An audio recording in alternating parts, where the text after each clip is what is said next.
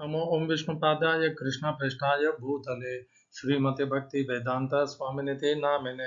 हरे कृष्ण कृष्ण कृष्ण हरे हरे, हरे राम राम राम हरे हरे। श्रील ऐसी भक्ति वेदांत स्वामी प्रभुपाद की जय। आचार्य महात्मा गांधी जी की जय। भगवद गीता 2020 में आपका स्वागत है। 8वें अध्याय की हम चर्चा कर रहे हैं। पहले 2 श्लोकों में अर्जुन ने भगवान श्री कृष्ण से 7 विषयों के संबंधित प्रश्न पूछे। ब्रह्म क्या है, अध्यात्म क्या है, कर्म क्या है, मृत्यु के समय अर्थात अंतिम श्वास के समय कैसे जो जिन्होंने मन और इंद्रियों को नियंत्रित कर रखा है वे कैसे भगवान को जानते हैं,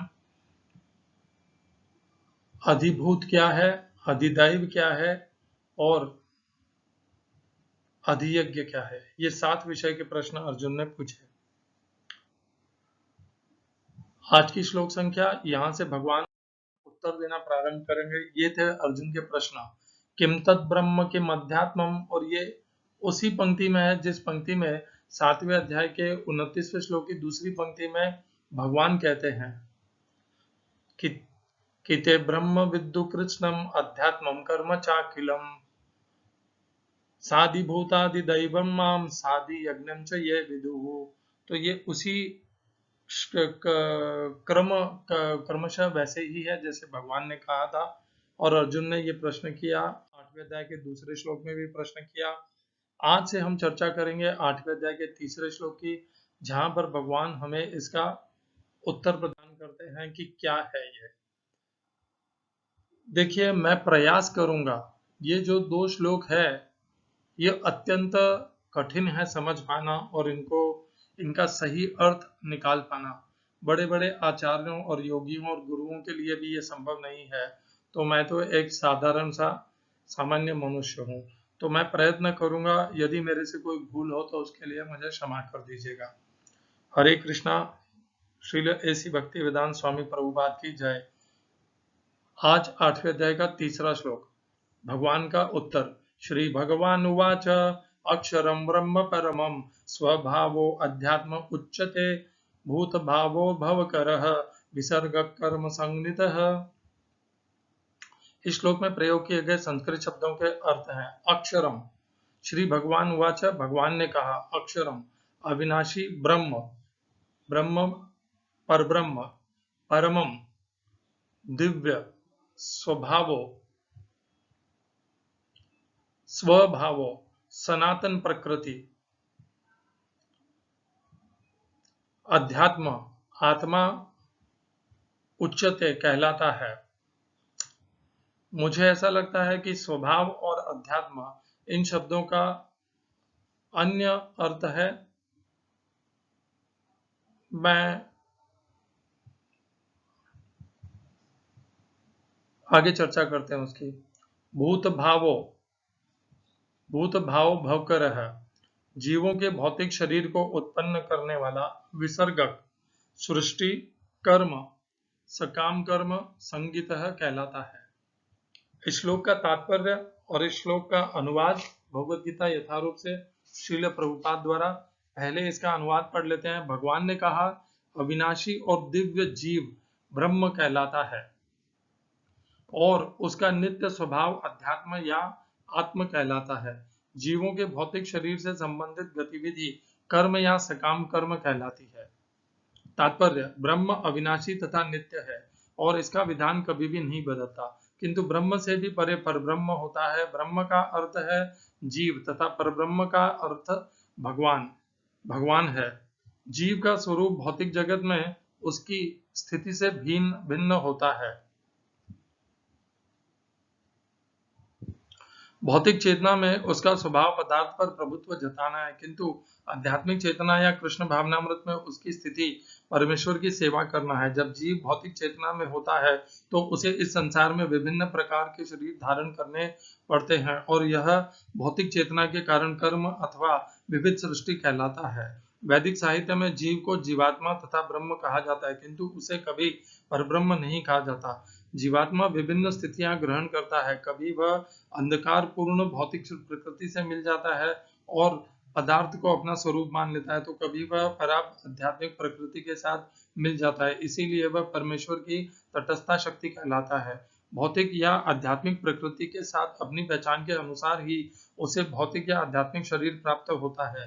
भौतिक प्रकृति में वह 84 लाख योनियों में से कोई भी शरीर धारण कर सकता है, किंतु आध्यात्मिक प्रकृति में उसका एक ही शरीर होता है। भौतिक प्रकृति में वह अपने कर्म के अनुसार कभी मनुष्य रूप में प्रकट होता है तो कभी देवता, पशु, पक्षी आदि के रूप में प्रकट होता है। स्वर्गलोक की प्राप्ति तथा वहां का सुख भोगने की इच्छा से वह कभी कभी यज्ञ संपन्न करता है, किंतु जब उसका पुण्य क्षीण हो जाता है तो वह पुनः मनुष्य रूप में पृथ्वी पर वापस आ जाता है। यह प्रक्रिया कर्म कहलाती है। छांदोग्य उपनिषद में वैदिक यज्ञ अनुष्ठानों का वर्णन मिलता है। यज्ञ की वेदी में 5 अग्नियों को 5 प्रकार की आहुतियां दी जाती है। ये 5 अग्नियां स्वर्गलोक, बादल, पृथ्वी, मनुष्य तथा स्त्री रूप मानी जाती है और श्रद्धा, सोम, वर्षा, अन्न तथा वीर्य ये 5 प्रकार की आहुतियां हैं। यज्ञ प्रक्रिया में जीव अभिष्ट स्वर्गलोकों की प्राप्ति के लिए विशेष यज्ञ करता है और उन्हें प्राप्त करता है। जब यज्ञ का पुण्य क्षीण हो जाता है तो वह जीव पृथ्वी पर वर्षा के रूप में उतरता है और अन्न का रूप धारण करता है। इस अन्न को मनुष्य खाता है जिससे वह वीर्य में परिणत होता है, जो स्त्री के गर्भ में जाकर फिर से मनुष्य का रूप धारण करता है। यह मनुष्य पुनः यज्ञ करता है और पुनः वही चक्र चलता है। इस प्रकार जीव शाश्वत रीति से आता और जाता रहता है, किंतु कृष्ण भावना भावित पुरुष ऐसे यज्ञों से दूर रहता है। वह सीधे कृष्ण भावनामृत ग्रहण करता है और इस प्रकार ईश्वर के पास वापस जाने की तैयारी करता है। भगवद गीता के निर्विशेषवादी भाष्यकार बिना कारण के कल्पना करते हैं कि इस जगत में ब्रह्म जीव का रूप धारण करता है और इसके समर्थन में वे गीता के 15वें अध्याय के 7वें श्लोक को उद्धृत करते हैं, किंतु इस श्लोक में भगवान जीव को मेरा शाश्वत अंश भी कहते हैं। भगवान का यह अंश जीव भले ही भौतिक जगत में आ गिरता है, किंतु परमेश्वर अच्युत कभी नीचे नहीं गिरता। अतः यह विचार कि ब्रह्म जीव का रूप धारण करता है ग्राह्य नहीं है। यह स्मरण रखना होगा कि वैदिक साहित्य में ब्रह्म जीवात्मा को परब्रह्म परमेश्वर से पृथक माना जाता है। ओम अज्ञानतिमिरन्धस्य ज्ञानाञ्जनशलाकया चक्षुरुन्मिलितं येन तस्मै श्रीगुरुवे नमः। एकं छात्रं देवकीपुत्रगीतम् एको देवो देवकीपुत्र एव एको मन्त्रस्तस्य नामानि यानि कर्माप्येकं तस्य देवस्य सेवा। हरे कृष्णा। अक्षरम ब्रह्म परमम। तो प्रभुपाद ने तो यहाँ पर बताया है कि ये जो ब्रह्म है, ये ब्रह्म का अर्थ प्रभुपाद ने जीव बताया है तथा परब्रह्म का अर्थ भगवान बताया है। ये इसके तात्पर्य में लिखा है। यहाँ पर ब्रह्म के साथ ही साथ ब्रह्म के पश्चात परमम शब्द का प्रयोग किया गया है। परमम स्वभाव उसके आगे आता है शब्द, तो वो परमम शब्द स्वभाव के लिए तो है नहीं। वो जो परमम शब्द है वो ब्रह्म के संबंध में ही है। तो यहाँ पर जिस ब्रह्म का विषय में, ब्रह्म के विषय में भगवान बोल रहे हैं वह परम ब्रह्म ही है। केवल ब्रह्म शब्द नहीं है, यहाँ पर ब्रह्म परमम है। अक्षरम ब्रह्म परमम, अक्षरम है ब्रह्म परमम। तो पहले तो ये बात समझ लीजिए कि ब्रह्म शब्द भी होता है, ब्रह्मा शब्द भी होता है, मात्रा केवल अ और आ का अंतर है। क्या यह दोनों ब्रह्म और ब्रह्मा एक ही हैं? प्रश्न ये हमारे सामने आता है और इसका निवारण इस अध्याय में मिलने वाला है।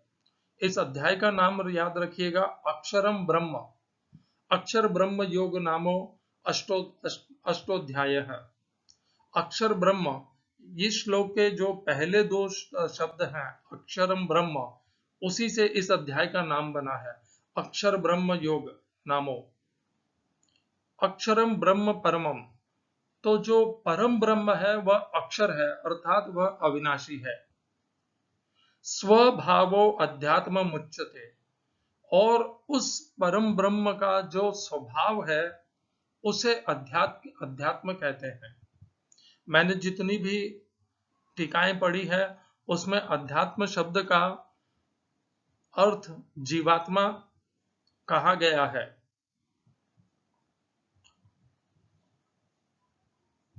मुझे यहाँ पर जीवात्मा स्वीकार करने के लिए थोड़ी कठिनाई महसूस हो रही है। ये नहीं कि मैं उनसे ज्यादा समझदार हूँ या अपना कोई तोड़ मरोड़ करके अपना कोई तर्क रखना चाहता हूँ, यह मेरी अभिलाषा नहीं है। अक्षरम ब्रह्म परमम स्वभावो, किसका भाव? स्वभावो अध्यात्म मुच्यते। स्व शब्द यहाँ पे इस पूरी पंक्ति में और कोई है नहीं, केवल परम ब्रह्म का वर्णन हो रहा है। तो स्वभाव किसका होगा? परम ब्रह्म का होगा। स्वभावो अध्यात्म मुच्यते, तो उनका जो परम ब्रह्म का जो स्वभाव है वह अध्यात्म कहलाता है। स्वभाव उनका व्यवहार।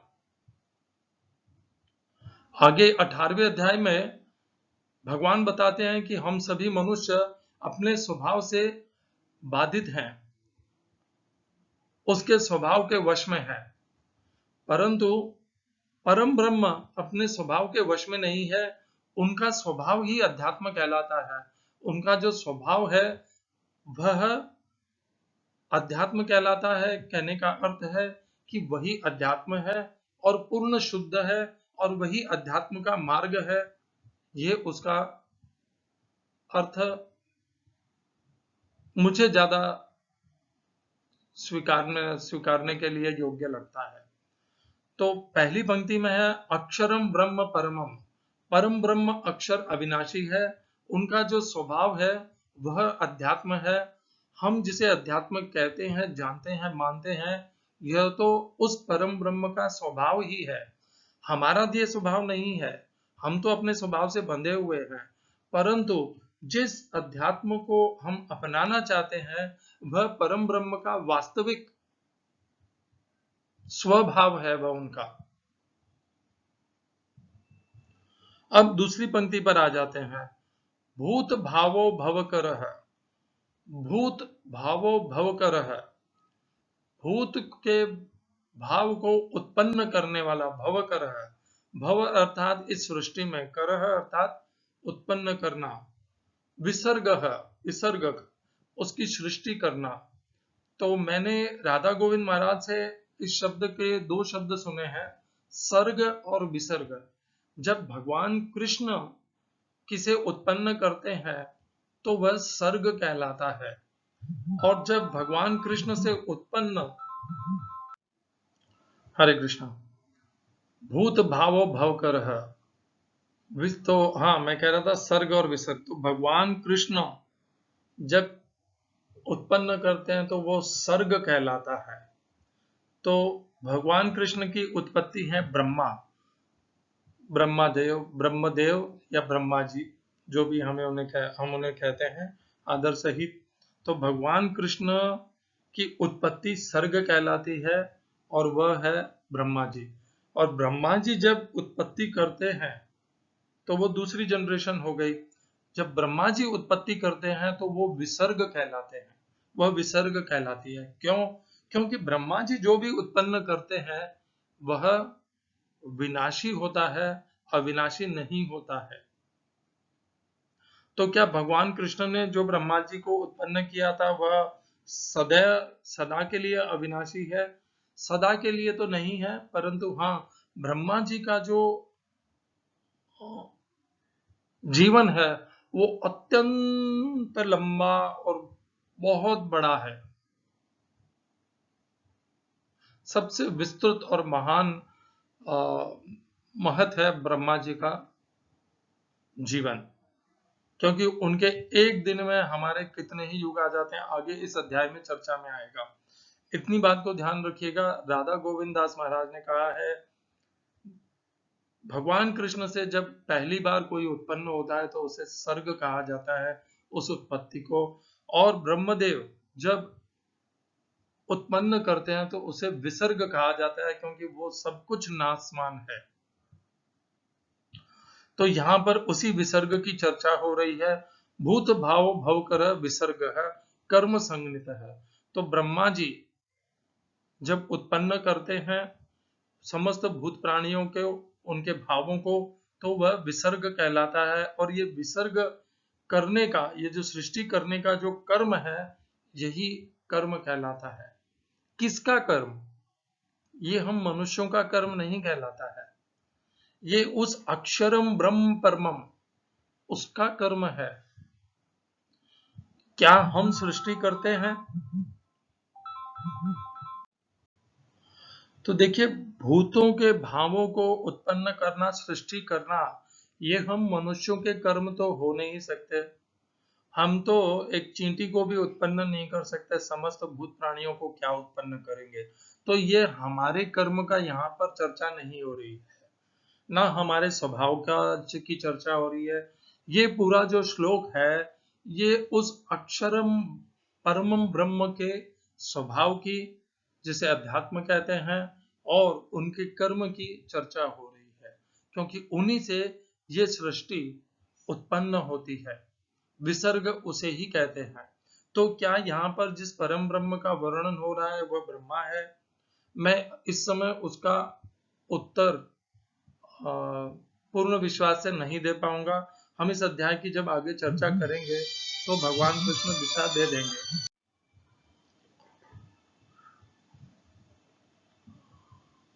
तो ये जो परम ब्रह्म जिसका भगवान यहाँ पर वर्णन कर रहे हैं, ये ब्रह्मा जी हैं या भगवान पूर्ण पुरुषोत्तम भगवान है, इसकी चर्चा आगे यहाँ पर हमें भगवान कृष्ण हमें ज्ञान और दिशा और प्रकाश जरूर बता देंगे। इसको वहां पे जोड़ लीजिए। देखिए, वहां पर 7वें अध्याय का 29वां श्लोक, जरा मरण मोक्षाय मामाश्रित यतन्ति ये ते ब्रह्म तद विदु कृष्णम अध्यात्मम कर्म चाखिलम। ब्रह्म, अध्यात्म और कर्म, ये तीनों शब्द वहां पर भी आए थे। प्रभुपाद का अनुवाद है, वे वास्तव में ब्रह्म है क्योंकि वे दिव्य कर्मों के विषय में पूरी तरह से जानते हैं। दिव्य कौन जानते हैं? हम तो किसी दिव्य कर्मों के विषय में नहीं जानते। हम ब्रह्म कहलाने के योग्य भी नहीं है। हम ब्रह्म कैसे कहलाए जा सकते हैं? हमारा तो एक ही परिचय है और वह है जीव। ममई वांशो जीव लोके जीव भूत सनातना। बस इसके अलावा हमारा और कोई परिचय पूरी भगवत गीता में कहां पर आया नहीं है। एक आया है 7वें अध्याय के 4थे श्लोक में, 5वें श्लोक में, जिसमें कहता है अपरय मितस्वन्याम प्रकृतिम विद्धि में पराम जीव भूताम महाबाहो ययेदम धारयते जगत। तो 7वें अध्याय के 5वें श्लोक और 15वें अध्याय का शायद 8वां श्लोक है वह, इन दोनों में हमें तो जीव कहा गया है। हमें ब्रह्म पूरी भगवत गीता में भगवान ने नहीं कहा। तो हमें अपने आप को ब्रह्म कहने का कोई भी उसमें कोई भी हमें ऐसा अधिकार मिलता ही नहीं है। मैं मानता हूं वेदांत सूत्रों में अहम ब्रह्मास्मि लिखा हुआ है, परंतु भगवत गीता में इस बात का कहीं भी अनुमोदन नहीं मिलता है। भगवान ने अपने शब्द से, अपने मुखारविंदों से, अपने शब्दों में, अपने ज्ञान में, भगवत गीता के ज्ञान में जीव को ब्रह्म कहीं नहीं कहा।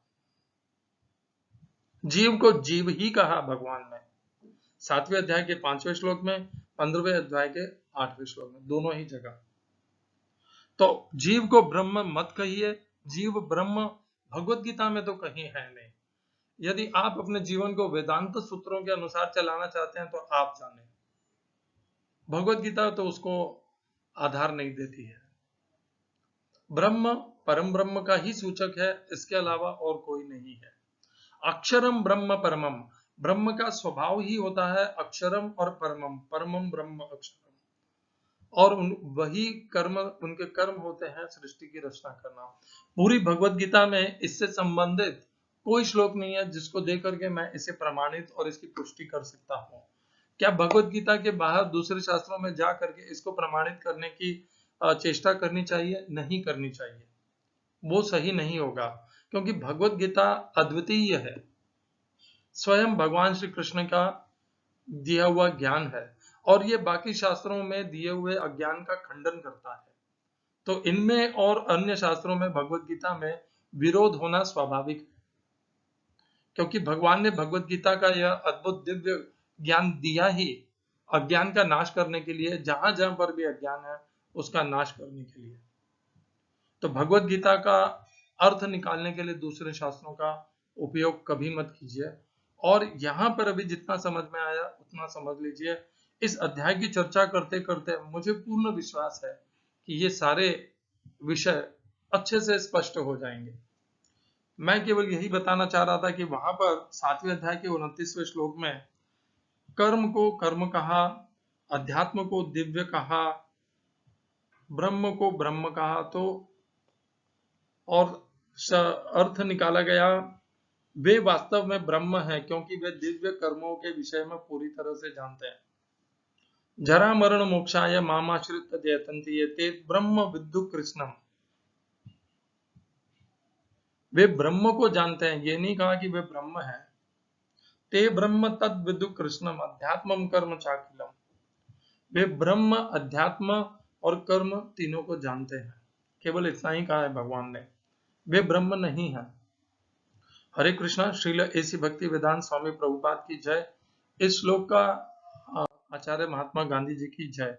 भगवान ने कहा अविनाशी और दिव्य जीव ब्रह्म कहलाता है। भगवान ने ऐसा नहीं कहा, जीव जीव ही कहलाता है। 7वें अध्याय के 5वें श्लोक में, 15वें अध्याय का कौन सा श्लोक नाम संख्या है, 15वें अध्याय का 7वां श्लोक है। ममैवांशो जीव लोके जीव भूत सनातन मनःषष्ठानि इंद्रियाणि प्रकृति स्थानी कर्षति। दोनों में जीव जीव ही कहलाता है। और उसका नित्य स्वभाव अध्यात्म, जीव का स्वभाव अध्यात्म नहीं हो सकता। हमारा स्वभाव तो हमें परवश बनाता है, वह कैसे अध्यात्म कहलाया जा सकता है या आत्म कहलाता है। जीवों के भौतिक शरीर से संबंधित गतिविधि कर्म या सकाम कर्म कहलाती है, वो भी संभव नहीं है।